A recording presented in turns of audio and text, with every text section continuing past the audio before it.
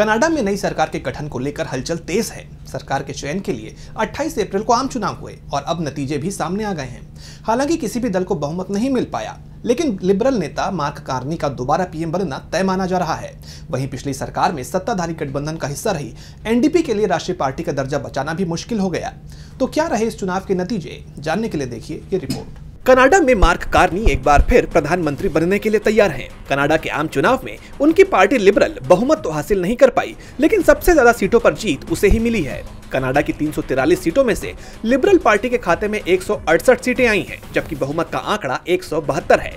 पिछले चुनाव में लिबरल पार्टी को 153 सीटें मिली थी, यानी लिबरल पार्टी को इस बार 14 सीटों का फायदा हुआ है। इस चुनाव में लिबरल की मुख्य प्रतिद्वंदी कंजर्वेटिव पार्टी 144 सीटों पर जीत दर्ज करने के साथ ही दूसरे नंबर पर है।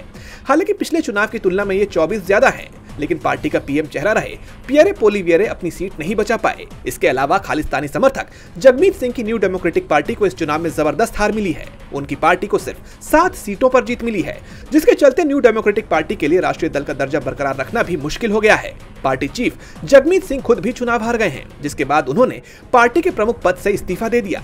वहीं क्यूबेक पार्टी को पिछले बार के चुनाव की तुलना में 33 की बजाय 23 सीटों पर जीत मिली है। ग्रीन पार्टी भी सिर्फ 1 सीट ही जीत पाई, जिसके बाद ये तय हो गया है कि लिबरल पार्टी गठबंधन में सरकार बनाएगी। जीत के बाद मार्क कार्नी ने अपने संबोधन में कहा कि राष्ट्रपति ट्रंप हमें तोड़ने की कोशिश कर रहे हैं ताकि अमेरिका हम पर अपना अधिकार जमा सके, लेकिन ऐसा कभी नहीं होगा।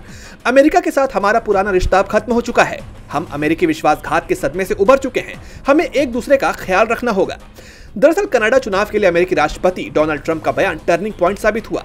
ट्रंप के कनाडा को अमेरिका का 51वां राज्य बनाने के बयान के खिलाफ मार्क कार्नी के स्टैंड ने लोगों का दिल जीत लिया। जस्टिन ट्रूडो के खिलाफ लोगों के गुस्से को कार्नी ने महज 2 हफ्ते में राष्ट्रवाद की भावना में बदल दिया।